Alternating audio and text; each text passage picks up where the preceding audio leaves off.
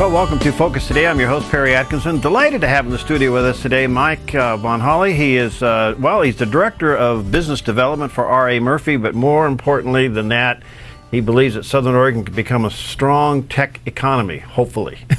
Absolutely. And you've been tracking this for quite a while, haven't you, Mike? Yes, I have, Perry. For a number of years, I've been involved with economic development. I'm the immediate past board president of Sorretti, founded an organization called Sustainable Valley, been a chamber board member. So been kind of working from inside of the system for about the last 8 years, trying to help our community realize its greater potential. It is a potential. Yes. I mean, could we get Silicon Valley to come to Southern Oregon? Well, I think that there's, we've got a lot of tech businesses and they're expatriates out of California who had another plan in mind for a better quality of life, and that's what drew them here. So we've got actually a strong foundation of tech jobs already here in tech companies, so I want to build on that. So how can it happen? What are you looking at? Solomon said, where there's no vision, the people perish. Yeah. I'd like to add the word economic there. Where there's no economic development vision, the people perish. Right. And so we've got some significant challenges here. We don't make the right, from my perspective, we're not making the right investments in economic development. If you look at Sorretti, our regional economic development go-to agency, their sister agency over in Bend, their budget is 3 times as much. And they serve the same size population. Wow. The cities that support EDCO over in the Bend region contribute $2.38 per capita annually per citizen for economic development. Yeah. Around here, all of our cities contribute 38 cents. 38 cents, Yeah. wow. The counties are allocated funds from the state video poker proceeds, specific for economic development. And the average of what the counties allocate for their economic development enterprise is 35%. Wow. Jackson County had $817,000 last year, and they gave already $26,000. Wow. So we're at 3.6%, or 1/10 of what the state average is. And so we're kind of perpetuating this self-fulfilled prophecy of self-imposed limitations. Yeah. So where do we go from it? Can this be changed? Because I mean, people come in here. I think they want to do business here. They want to live here. They want to make this happen. They do, and we've got a lot of ground to make up for. And before I get specifically into that, the good news for Medford, we're on a list of the top 179 best performing small cities, but we've been free falling. Perry, the last 10 years we were number 12 in 2004. We're number 114 now. Whoa. We're 160 out of 179 for job growth and 166 for wage growth. Wow. Jackson County wages are bottom 7%, lowest in the country. So what that means, we don't have a strong economic multiplier here to support all the rest of the businesses. But on that same list that would drive you to drink if you have a tendency to do so, on that same list, we're number 12 for our 5-year high-tech GDP growth. Wow. So it's really startling. I ask this question when I'm giving these presentations, and I'll ask people, how many high-tech companies do you think are represented in this 2-county region? Yeah. Venture to guess. 4. 277.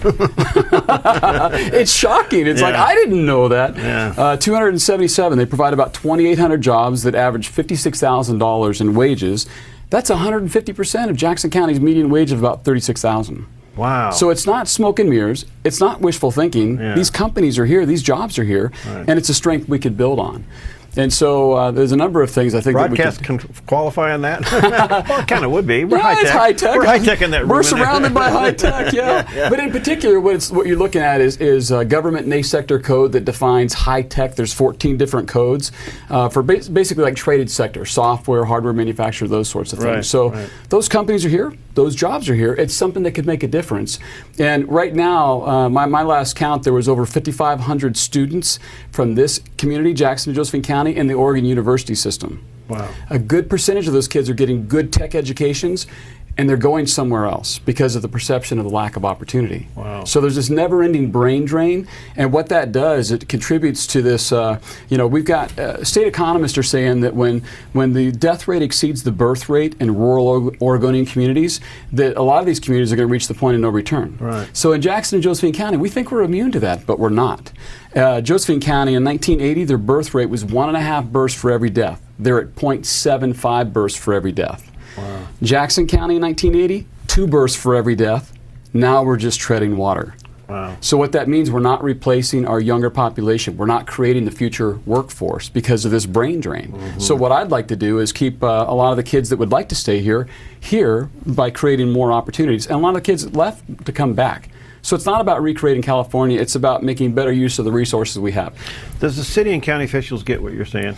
As much as I'd like to think that they would, because it seems pretty common sense, I haven't got the, in fairness to them, when I started Sustainable Valley, the county stepped up with some economic support to get that organization out of the ground, and so did the city. So I think they get it in part, but this isn't something that you could just plant the seeds and then overnight it's going to be like Jack and the Beanstalk and everything's going to change. It's a long, sustained campaign to transform the economy.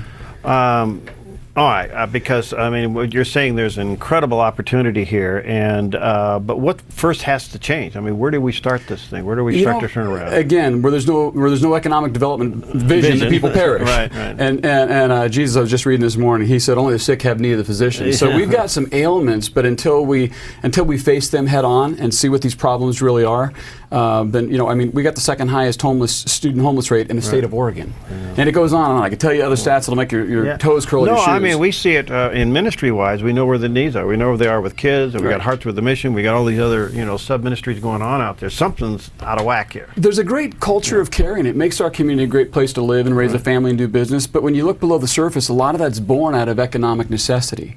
And so we've been on this continuous downward spiral of economic and social degradation for so long, in large part because of the decline of the timber industry, thanks to our friends of the vocal minority who have hamstrung our country from accessing our own resources to our own detriment. But it seems like each time we hit a new lower level, the best we can come up with is, well, it could be worse. Then we hit another lower level, and it's like, well, it could be worse. And I got kind of sick of hearing it could be worse and thought, well, how could it be better? Because too many people have acclimated to a mindset of scarcity or entitlement or both. And we've got to have a plan to reverse course, and I think that we do, Perry, by building on our tech sector. So what I did is I looked around the country for best-in-class modeling and found a community similar in size to ours that brought in 75 to 80 businesses out of California. Wow. So as bad as we think things are in Oregon, and I'm not going to dispute that they're not, Oregon for business taxation, with one being high, ranks number 12 in the United States. California is 47. Wow. So there's great opportunity there. Overall business rankings, Oregon is number 17, California is number 48. Wow. That's the 8th largest economy in the world right next door to us. And truth be known, every other person that lives in this community passed through California at some point in time in their lives. And so Silicon Valley on its own, if it was a country, it would have the 19th largest GDP in the world. Whoa. And so as challenging as things are here, they're worse there, and we've got a phenomenal opportunity to go down there and let them know about the advantages of doing business in Southern Oregon. And it's not about recreating California, it's about populating our vacant industrial land with family wage jobs that'll keep the kids here that would like to stay here to grow this economy. Boy, that's wonderful. Now, has anybody eyeballed us from down there? I mean, yes, they have. I'm actually talking with a number of companies right now. As you know, R.A. Murphy Construction, where I'm the Director of Business Development, we actually purchased 80 acres on Avenue G. Perry, it's land that's been sitting vacant since World War II. And it is the premier piece of industrial land in this valley, state certified, shovel ready, which means all the roadblocks to development are cleared out of the way. We bought that for prices that haven't existed since I was born, and so it's priced right. We can put together exceptional values. So what I'm doing is networking through all these technology companies that are here right now and finding out, are they in a place where they're growing and maybe they're landlocked and they're looking for such a resource? And whether they are or not, I'm asking them the question, who do you do business with that's ever come into the valley and said, gosh, what a great place to live. Wonder if I could do my business here. Because I want to talk to those people and let them know about this resource. And beyond that, I've got a whole program on how to reach down to those companies, private sector, privately held companies, I should say, traded sector, privately held companies that provide family wages that'll fit in the fabric of what we have to offer. And I'm going to let them know about the business advantage of living here in Southern Oregon. Any incentives? I mean, as far as the county or the city goes, or maybe even the state, I mean, we've got to get more businesses in the state. I mean, there's got to be, enterprise zones, anything like that? Yes, does that play in? Yes, it does. Thanks for asking. Number one, there's an Oregon New Market Tax Credit Program, which we could take advantage of on that side. It's meant to trigger development in economically challenged areas, and they're identified by their distress census tract. So that area qualifies. Matter of fact, there's a number of areas in Jackson, Josephine County that qualify. So we've also have the enterprise zones, as you said. We have an e-commerce zone, and so I've found one company so far. They've got about 8 acres is all they're going to need for about 300 jobs, great jobs. And we've got probably about $2 million worth of incentives lined up for them already. Really? I'm not a huge incentive guy, but we play the hand we're dealt, and we're competing against other communities that have got great incentives. So we have to take advantage of the ones that are available. That's wonderful. Well, you've done your homework. if people want to learn more, because I know you've got PowerPoints on this. I've got a PowerPoint slide. Are you willing to have PowerPoint will travel? Absolutely. I got my little dog and pony show and the screen and the projector and the whole package. So if people want to get a hold of you, what do they do? They get a hold of me at R.E. Murphy Construction. Okay. And the number 776-2336. And that's area code 541 if they're outside of the area. Yeah, I just really think you got to check this out. He's done his homework. This is a passion of yours. You've been doing it. Some of the emails that he sent to me are documentaries on this issue, and I have to tell you, it's really well thought of. I don't know why we don't see, well, I would hope that we would see this, because it's an incredible potential and opportunity. We have the land, we have the area, we have the infrastructure. There's no reason why not to. And we've got a technically educated workforce, but unfortunately they're leaving the valley. Yeah, we shouldn't. They should stay here and build this economy instead of building economy somewhere else. We all want to live here, so let's build it. Mark, thank you. This is fascinating. And again, get a hold of him if you want to hear his presentation. You know, have him come to your service club or whatever. Make this this video or the PowerPoint presentation. And again, that's R.A. Murphy. The number again? 776-2336. 77627. Okay, that's 776-2336. Okay. Thanks, my friend. Good to see you. Have a great weekend. Thank you very much. We'll be right back. Yeah. Hi, I'm Paulina, and I work at theDove TV. Did you know that when you support theDove TV, you have a profound impact, not only in our community, but around the world? It's your continued support that takes the inspiration and hope in the programs we produce and makes them available to the thousands of people who are watching these videos online every week. Help bring encouragement and hope to our valley and beyond by making a secure online donation today at our website, thedove.us.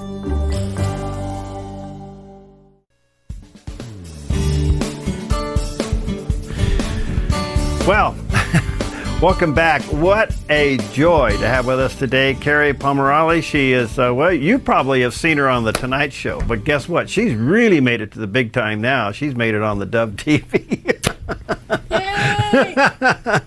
And we're here to talk about Mom's Night Out, a devotional that she has put together to help you survive. Hi, Kerri. How are you? Greetings. Hello. Nice to have you. Well, listen, you're a hoot. So what made you do this?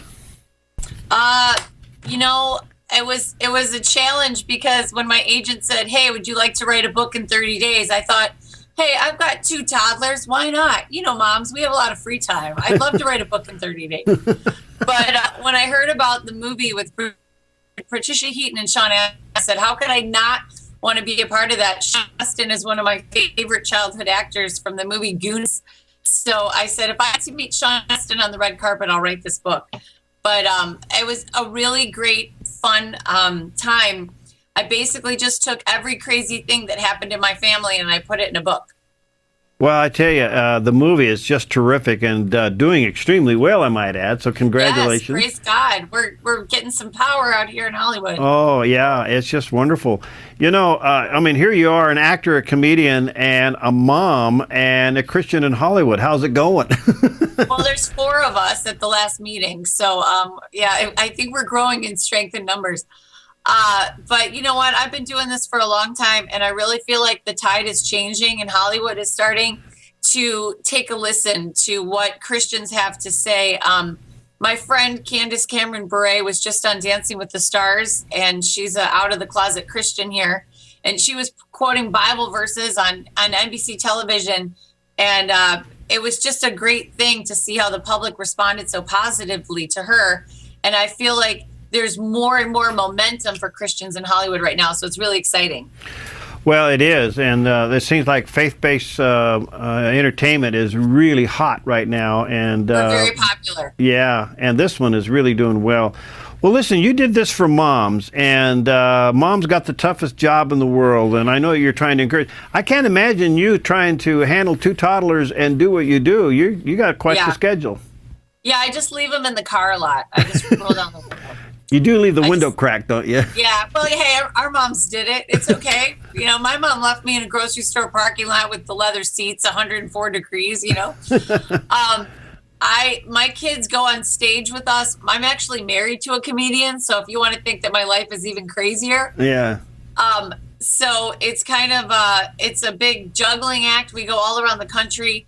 and we just decide, which tax write-off, because every time the kids hit the stage, we're like, well, we're going to write that one off our taxes. So when did your husband kick in when you just need to get a break? Like today when I said mommy's doing radio and there cannot be kids in the background. So we're going to go to our good friend McDonald's for lunch today because that's holy. Yeah. So for Mother's Day, he said, what can I do for you? What can I do for you? And I said, leave. Oh, by the way, take the kids. So my Mother's Day present was that he took the kids to the park for half an afternoon and he gave me the TV remote and he said, you can watch anything you want. It doesn't have to be animated. Well, tell us your faith journey. Well, I was raised in an interesting household. I had a Southern Presbyterian mama, the kind that quit the choir when they added a tambourine, like really conservative.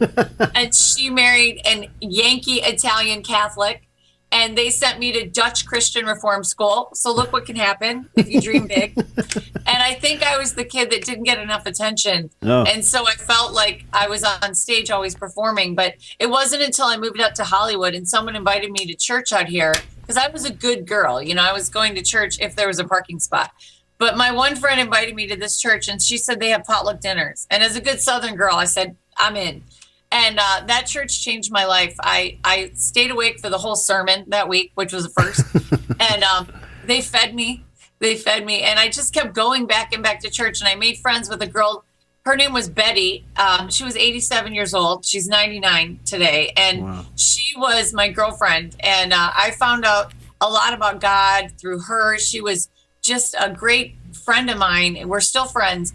And she really was one of those people that took that mask off of church, because I thought, I'll never be a church lady. I don't know how to do crafts. I'm not pretty enough. I'm not perfect enough. And she just really let me see what God had for me, is that, with all my imperfections, he could still use me. Mm-hmm. And it wasn't about my performance that he wanted my heart. And so once God got a hold of my heart, then he got a hold of my mouth. And then I started doing stand-up comedy in Hollywood and being an out-of-the-closet Christian. And my mother would watch me on TV, waving my hands for Jesus, being all charismatic. And she'd be like, oh, Lord, I prayed too hard.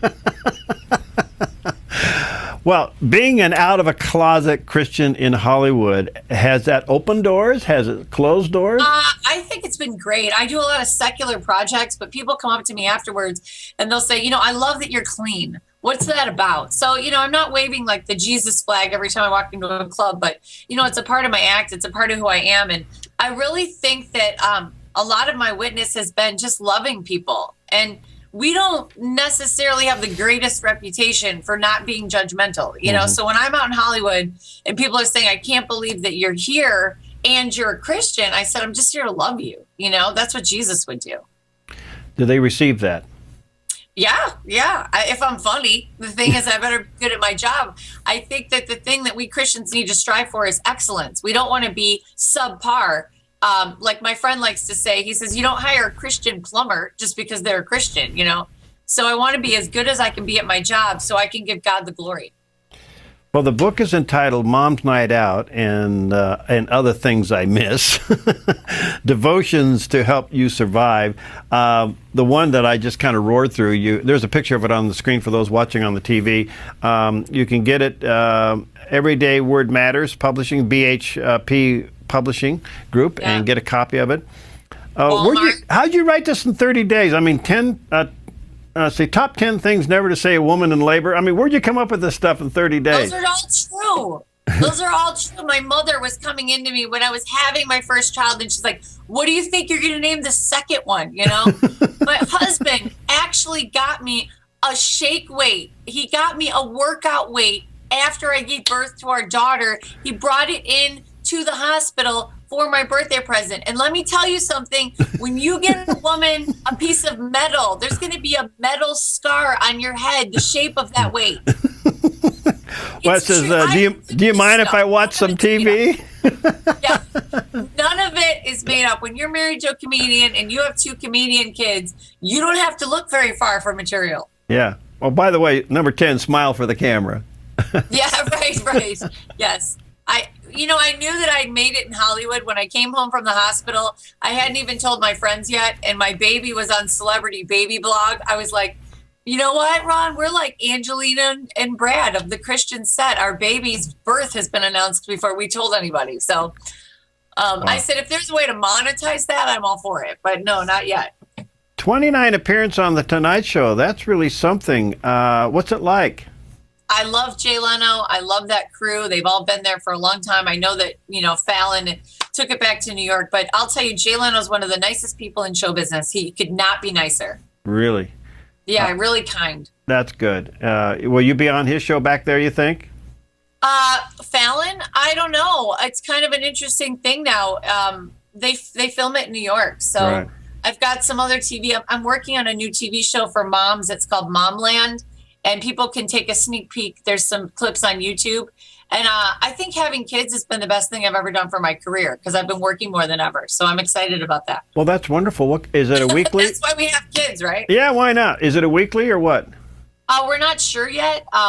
It started off as a web series, and then we've got some network interest. And it's a totally clean, 100% clean comedy show called Momland. So I'm really excited. We'd love to get it on the Dove TV. And also there's a movie that I'm in. It's premiering tonight in New York, and it's called American Jesus, and it's a documentary about faith. And it was actually made by people from another country that were fascinated, and it's called American Jesus because they wanted to know about this American Jesus. And Ron and I are a small part of this documentary where they went around the country. But the cool thing is that Variety and Huffington Post and Entertainment Weekly are really loving this movie. And they're giving it great reviews in the secular world. So everybody's sort of fascinated right now with Christians, which, I'm sure God's up in heaven laughing at, but, we're like the new Kabbalah, but it's sort of an interesting world that, our film is like Mom's Night Out's happening. And then in New York at these independent theaters, this documentary, and it's called American Jesus, and it's doing really well. Wow, this thing has really sparred a lot. First of all, it sparred your book, Mom's Night Out, the devotional, Yes. and then you got the novelization out. This thing is really, what's next? I mean, what's going to go with this? I'm hoping the miniseries starring my children. I'm really hoping that, Really? That would be No. wonderful. you don't need my kids on camera unless it's scripted. Well, Kerri, you're a delight. Thank you for giving us a few moments of your time. Thank you for being real and transparent and being a light down there. And let's stay in touch, okay? Okay, let's do that. I'd love that. When you get your TV show done, let us know. We'll air it on the Dove TV. I would love that. Thank you so much. Have a great day, okay? Bye. All right, God bless. We'll be right back.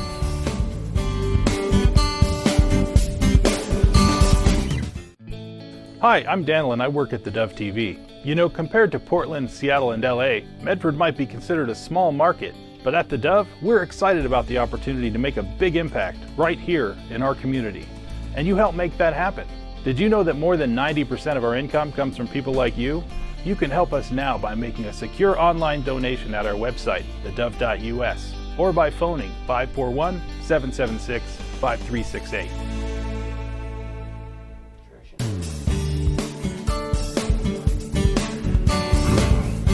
Well, welcome back. I've been looking forward to our next guest for quite some time. And let me just say, first of all, there is a book and a DVD out that Anita has written. And we are delighted to have with us today Anita Dittman. She's a Jewish believer since the age of 7, a Holocaust survivor, and the author of this book that I hold in my hand here called Trapped in Hitler's Hell. And there's also an accompanying DVD. You may want to check this out. It is put out by WorldNet Daily Books, so you may want to check it out at the bookstores, Amazon, and get a copy of it. And what an honor to have her with us today. Anita, hi. How are you? Hi. Oh, I'm fine. And how are you? Oh, fine. You're special already because my mother's name is Anita. Nice to have you with us. Quite a story. First of all, try to give us your life story in a nutshell. Well, I was born in East Germany in 1927, and the city's name was Breslau. My mother came from a somewhat Orthodox Jewish background, and my Aryan father, as Hitler called them, was an atheist. My mother had kind of deviated from her religion that she was on, and So there was no Christian nurture in the family whatsoever. So my older sister and I didn't know what we were missing, but we were so comfortably wealthy. I was born with a very agile body, and so my mother enrolled me in ballet at age 4. My teacher saw my talent, and she said, "Girl, I'll make you into a prima ballerina, and someday you will just have a wonderful life." She predicted all the perks that I could have, and I was enchanted by that and gave it my all. And ballet became the center of my life. Wow. When I was in everything, the first 5.5 years of my life were very easy, very ordinary. But when Hitler came to power, everything changed. Wow. Hitler hated the Jews with a passion, and they were at the top of the list of undesirables. And yes, the scene of my life became drastically different. Now, what happened at the age of 7? That was wonderful. I had been going to church. I had been going to church with some friends that kids played with me several times, and they invited me to an Easter morning service. And it was in that little church that Christ came into my life. It was nothing overly dramatic. It was real. It was not a child's fantasy, and it made me realize that losing my ballet was nothing compared to the joy I had with me having Christ in my life. And I tried to share that with my mother and my older sister, but they weren't ready for that. They just laughed at it and thought it was a childish fantasy. And I kept telling them, no, it's real, but they didn't come to that later on. So your mother did convert? Did your mother convert? Eventually, when I was about 11 years old, wow. A pastor of the inner city church, who was a very confessional pastor, who didn't sell out to the Nazis, he invited us to come, and he didn't force us, give us a Bible.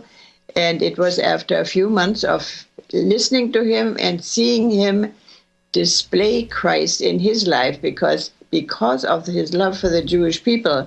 He was already on the blacklist of the Gestapo, but he just kept on loving the Jewish people, inviting them to church, and many people came to know Christ through him, and my mother was one of them. And I get kind of creepy when I talk about it, because finally she realized what I was trying to share with them at the time was real and not a fantasy, and she apologized to me. The light is going out. Oh, that is wonderful. That is wonderful. Now, when did Hitler come to power? How old were you when Hitler came to power? 5.5. And okay. I was exactly 5.5 when Hitler came to power. Okay. And my father left us early on because he didn't want to be married to a Jew, and that jeopardized our safety, because people who remained married to their Aryan partners were slightly protected, not completely, but this was devastating. And he just took off, and for a while he was gone completely, and finally he came back, and of course he sided with the Nazis. So my mother told me early, she said, when you see your father, when you had your visiting privileges, keep your mouth shut, don't say anything, just listen to him talk. Wow. So I couldn't trust my own father. All right, so let's fast forward a little bit. When were you sent to a concentration camp? What were the conditions then? Well, it was pretty bad. We were about, I would say, 300 of us, and I was not picked up. I had a chance to contact my mother in the camp and let her know that I have to go to a camp. My mother already was in a camp, a different one in Theresienstadt, Czechoslovakia. This was a camp strictly for people who had one Aryan and one Jewish parent. Oh. And I was one of the younger ones. Their ages were age 14 to age 65, and I was 17 then.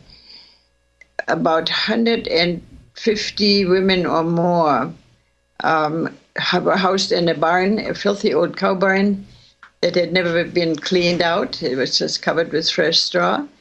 And the toilet facility was impossible. It was a ditch outside in the back of the barn, and the washing facility was a faucet of cold water. And so the authorities gave us little enamel pans that we could wash. The men were lived under similar circumstances, little ways from the women. It was not a camp that was surrounded by barbed wire, but there was very, very strict supervision because we had many SS people watching over us. We were awakened about 4 a.m. We were counted and recounted and insulted verbally, and then reminded that we should be so proud to work for the Führer, which they called Hitler, which means leader. And we got a cup of imitation coffee in a little enamel cup.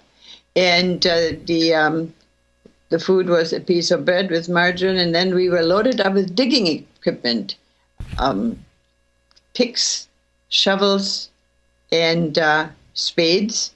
And then we were marched off. It was August, it was hot. So we worked digging ditches. When we came to the place where we were digging ditches, we were told that these ditches are to be used by the country to trap the tanks that would come into the country, although Hitler was claiming he was winning. We worked about 8 to 10 hours digging ditches. The ditches were probably about 10 to 15 feet wide, about 8 feet. Anyway, they were big enough to trap the tanks. Right. We were not allowed to talk to each other, but those of us that were Christians, while we were digging, we couldn't stop talking about Jesus. And pretty soon we had a little band of Christians, and we would meet after 10 hours of hard labor and a skimpy, watery meal. We had free time, and after we had our bath in the little enamel pan, we could then have free time. And we would meet in the corner of the barn, and we had a wonderful time praying for one another. It was very strengthening. Whoa. So how long were you in the concentration camp? Actually, only 6 months. And then it was winter. Then 5 of us girls were able to escape with God's help. We prayed all night long the night before that if it was God's will to free us from our persecutors, please help us, Lord. And he did. It's so remarkable. People have to read it. It's so remarkable how God engineered the escape. Only a God like ours can engineer something that's perfect. Well, tell us about the escape. Yeah. The night before, when we were marching home from work, we had been moved to a different location where we were working in the forest, and our camp was surrounded by a lot of woodland. And in the evening before, our women's quarters were locked up so tight, we could only look through tiny little glass windows to see what was going on out there.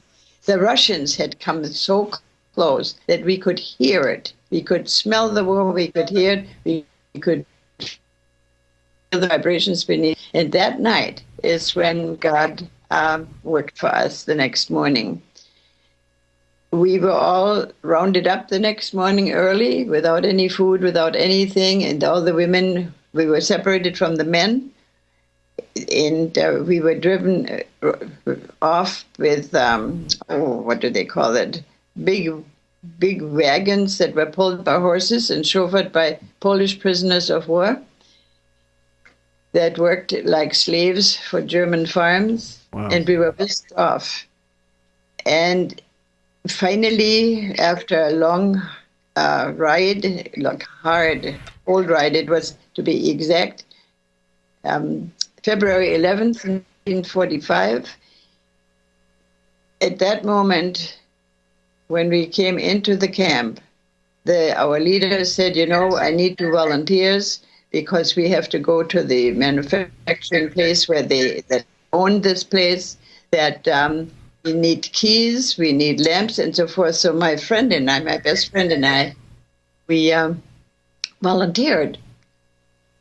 And this Polish prisoner of war took us off, and so we bribed him with cigarettes that we had saved and some money that we had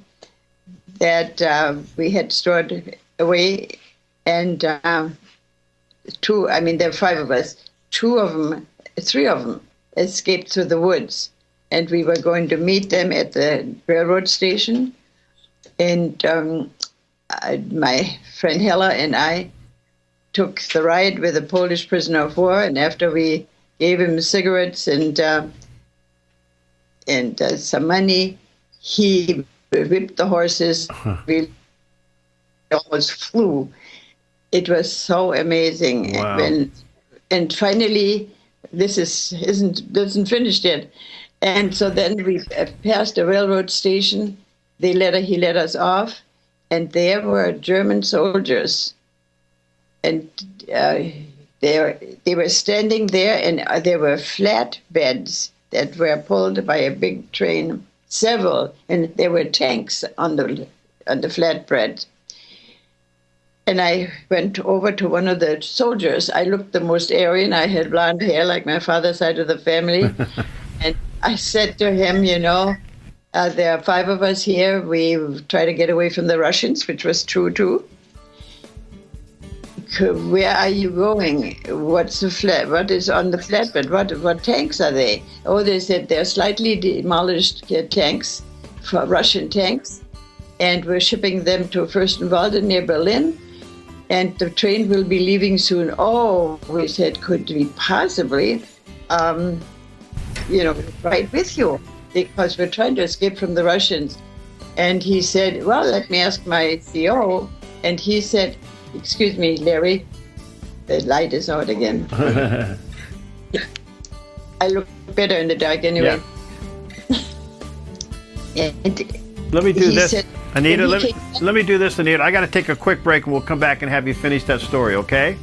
It's so fantastic. I got to finish. Yeah, go ahead. Okay, we'll take a quick break. We'll be right back with Anita Dittman, Sure. And she's the author of the book Trapped in Hitler's Hell and a DVD. We'll be right back.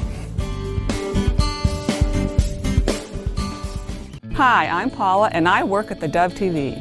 Every day we get letters and emails from people who've been encouraged, blessed, and challenged by the programs on theDove TV. But we couldn't do it without you. Did you know that more than 90% of our income comes from people like you? You can help us continue to bring inspiration and hope to our community by making a secure online donation at our website, thedove.us, or call us at 541-776-5368.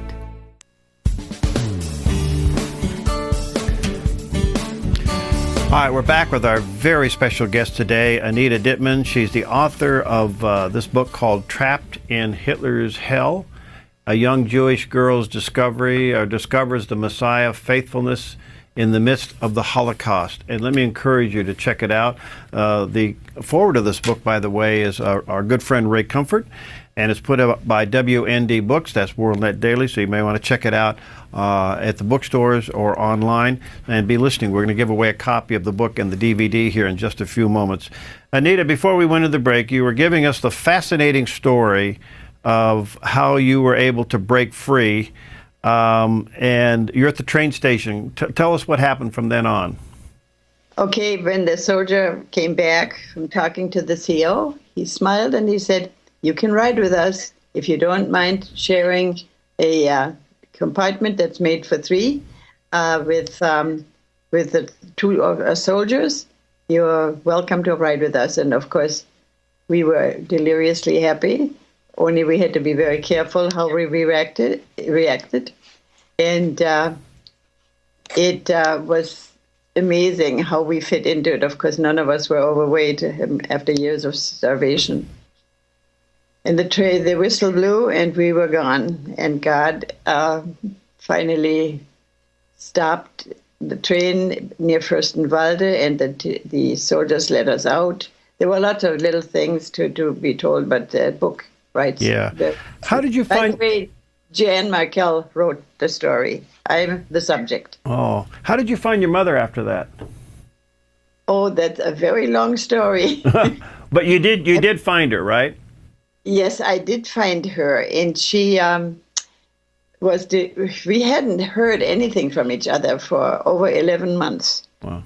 It was a wonderful reunion, and as you can see, I'm getting kind of emotional about it when I think about it, because it was so amazing because of the things that happened before we saw each other, that both of us stayed alive.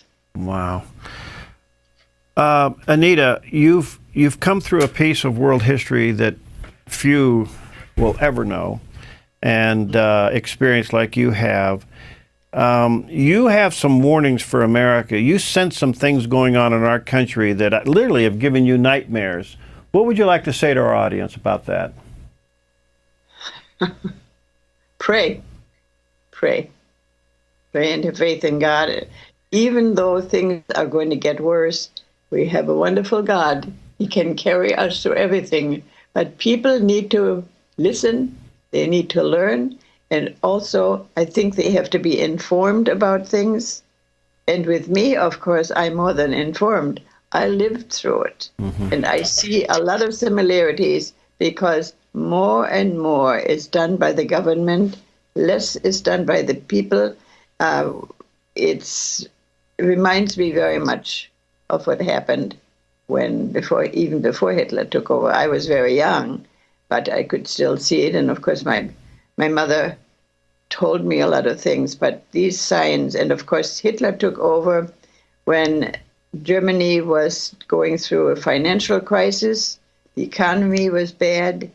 And unfortunately, also, when I came to this country in 1946, June of 1946, the Christians could speak freely, and there really was freedom of speech. Well, more and more and more is controlled by the government, what we can say and how we can say. And also, Hitler, because of the churches were weak and they were blinded, he took over the churches too. Many pastors who didn't go along, like my own pastor, were persecuted, and some of them were even killed, like Bonhoeffer and Niemöller. There are so many similarities. You have to be so careful nowadays what you say, and even for pastors, they are restricted what they can say.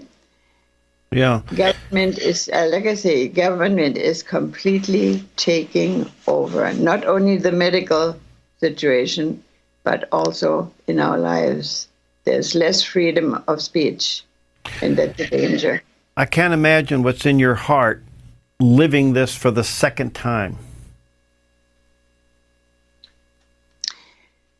Well, I tell you very honestly, when the government first started this last term, or the term before, I had nightmares about the Nazis. Wow. And I wasn't the only one. There are people that were born in America that had the same thing happen. I don't want to be too drastic what I say about our president, but when he was campaigning and the things that were promised, the wonderful promises and everything, unfortunately, we have become a very, very materialistically money-minded society. And that happened the same in Germany. Hitler made wonderful promises. Everything, we're going to live in a utopia. But that did not happen. Yes, those that joined the Nazi party, they had a lot of benefits. But when the Jews were persecuted, and they say in a country where the Jews are being persecuted, the Christians come right afterwards. I have a lot of things that I could tell you. I'm a speaker. I share my testimony. And when I first started out 35 years ago, I was invited to any kind of school. Nowadays, I'm not. I was told many times, yes, you can come and speak, but you got to take Jesus out of it. And I said, no, I can't, because he's my Lord and Savior. And the very fact that I am alive and that I have the ability to come here and talk about it, I said, that's all due to Christ. And he's the center of my life, and I can't deny him. Well, then I'm sorry you can't come. And more and more and more the schools. And soon, when we had 9/11, the doors of the schools opened wide, and prayers at ball games and everything. But as soon as we were safe again, so to speak, this changed back. Government has too much control. When I learned about the government and everything, it says government for the people. But I don't know. I question that. Anita, you are a delight and an inspiration, and I want to say thank you. I understand this is the first time you've done anything with Skype. You were wonderful, yes. And you are an inspiration. I didn't even know what's. Oh, you did a great job. Well, listen, thank you, and thank you for being so transparent and open. We pray God's blessings and peace to you, and thank you for the warning. I would hope that every Christian and every church leader would pick up your book and read it. Yes, very true. Okay. Blessings. Thank you for having me. All right. Thanks for being with us. And God bless you. God bless you. All right. Her name is Anita Dittman, and this is the book right here. It's called Trapped in Hitler's Hell, A Young Jewish Girl Discovers the Messiah and His Faithfulness in the Midst of the Holocaust. Much of what she talked about with us today is dealt with in great detail in the book, and there's an accompanying DVD that goes with this. You know, when you hear a testimony like that, now I hope you understand the moment that we just experienced by talking to someone who's lived through the Holocaust like that, and the warning that she's giving us, and the simpleness of her life, the simpleness of clean water and clean clothes, and asking God to help you escape and the path of escape. Boy, there's so much to learn from her testimony, and I would hope that we would take it to heart. So you may want to get this, and pastors, you may want to pick this up and read it. It's pretty amazing. And at the age of 7, when she accepted Christ, at that young age, it gave her the fortitude to stand in the midst of those concentration camps the way that she did, and then to find her mother the way she did. Fascinating, fascinating story. I tell you what I want to do. I want to give away the book and the DVD to caller number 5. Caller number 5. You'll get both of them. The number is 541-776-5368. 541-776-5368. We'll get the book and the DVD with one thing in mind. You'll share it with others. You'll take time to share it with others. And if you didn't win it, you may want to take a look at it and get a copy at the bookstores, okay? And don't forget, this is Memorial Day weekend, so remember what it's all about, the price that's been paid for our freedoms and our liberties. And think about that, cherish that, and if you have a flag, well, find a place at home to display your flag, okay? God bless you. We'll see you next time on Focus Today.